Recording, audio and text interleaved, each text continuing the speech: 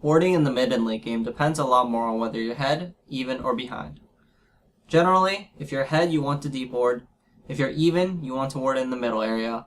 And if you're behind, you want to ward in your jungle. Typically, I avoid warding the outer parts of the map, here and here, unless we're planning on doing something in that area, like pushing a turret, because most mid and late games focus on the middle area of the map. The next wards I'll be showing are for blue side, but they should essentially be the same when playing on purple side, just mirrored. The optimal deep wards include some of the ones previously mentioned, and are here, here, here, and here. A ward on red can also be useful if you want to contest or steal red, but it doesn't give you vision of ganks from this area. These deep wards serve a similar purpose to many of the laning wards. They allow you to push into tier 2 and create pressure in the lane, but just like the tier 1, you can't blindly go for the turret because the jungler can still gank if you are overextended too far. And just like many of the early wards, just having one ward is going to leave you open for ganks in other places. Like pushing in bot lane tier 2, the blue buff ward is going to cover ganks from these areas, but still open ganks from these areas. Deep wards additionally provide vision of the jungle, which allow you to set up picks and control buffs. The optimal middle area wards are this area, and this. These wards mainly provide safe vision when farming and help with objective control. The optimal wards in your jungle are the blue, this, the wraith, and this, or red buff, depending on how far they are pushing in. These mainly are there to allow you safe passage in your jungle and prevent picks. Wards down the middle lane are also really good because they provide information on when the enemy goes into the jungle. And with all these wards, you're going to mix and match them, so it's like a small puzzle. So first, what constitutes as the mid and late game? There's no definitive time marker, but a good marker would be when turrets start going down. For example, if you take tier 1 bot and want to continue pushing the lane, you want to ward this and this, so that you have good vision of ganks from the mid laner and the jungle. Now here comes the puzzle part. How is the mid lane going? If your mid laner is pushing to the tower, then this ward should be good enough to cover any mid lane roams. But if your mid lane is losing and getting pushed in, then the enemy laner has the option to roam through this area. So maybe you shift the ward down here, or ward both of these areas. Objective warding is also really important in the mid and late game. For blue side, if you're at dragon, want to do it, and the enemy has a chance to contest, the two areas you definitely want to control are this and this, because these areas are the most common for enemies to run through. At a minimum, you want to have a ward on both sides. So if you don't have enough wards or are scared to go into the jungle, you can settle for a ward here and here. If you don't want to get too far in the jungle or just need immediate vision, a ward here or here can also be used.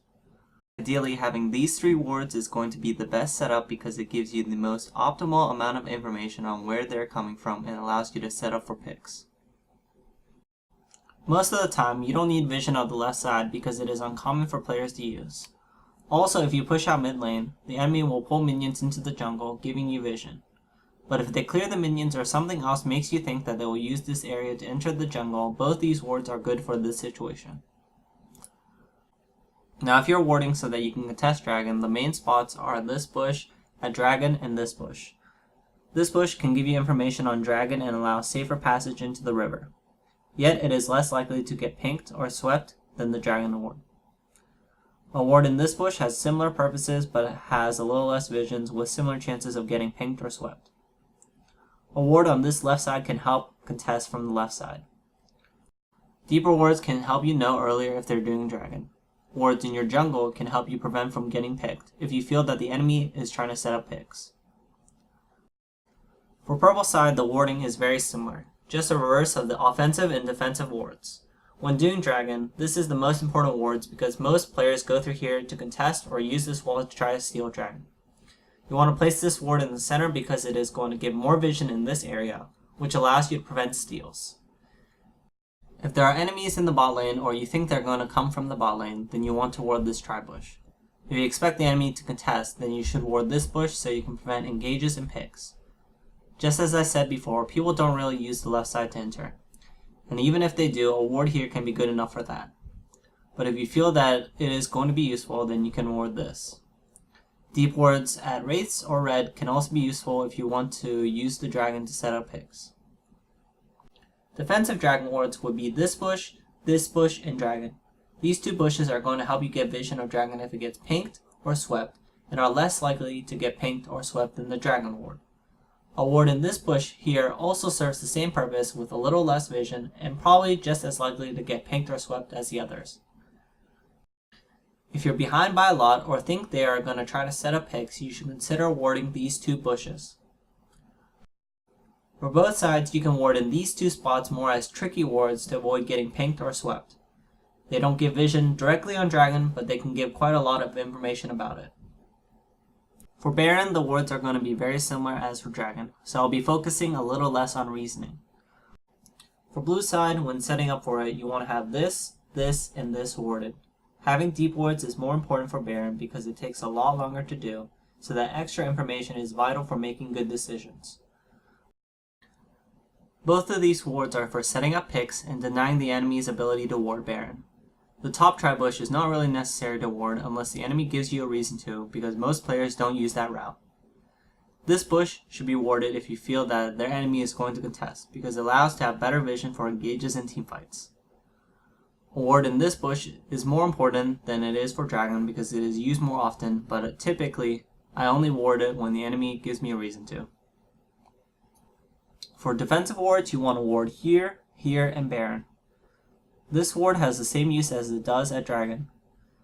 I would prioritize jungle wards a little more, especially if the enemy is controlling Baron well, because the wards are going to allow you to ward and contest more safely. A ward here will help you contest from mid lane.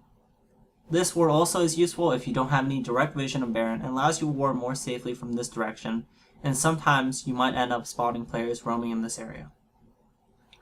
For purple side, setting up Baron, you want to ward this, and this. The small bush is good if you know they want to contest and gives you some vision if they come from mid lane.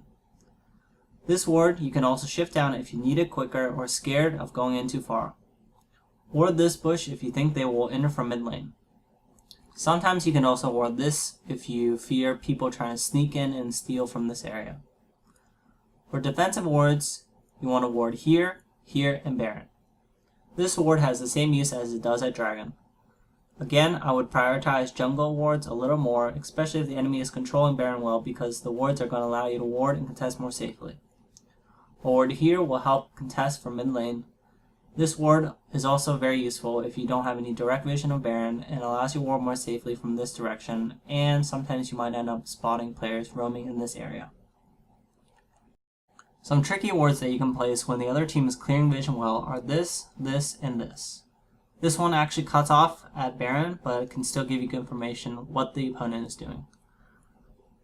Here are a few ward placements for pushing down turrets. All of these placements are there to provide extra information by placing a ward very deep so that you can decide whether you can continue or need to back off.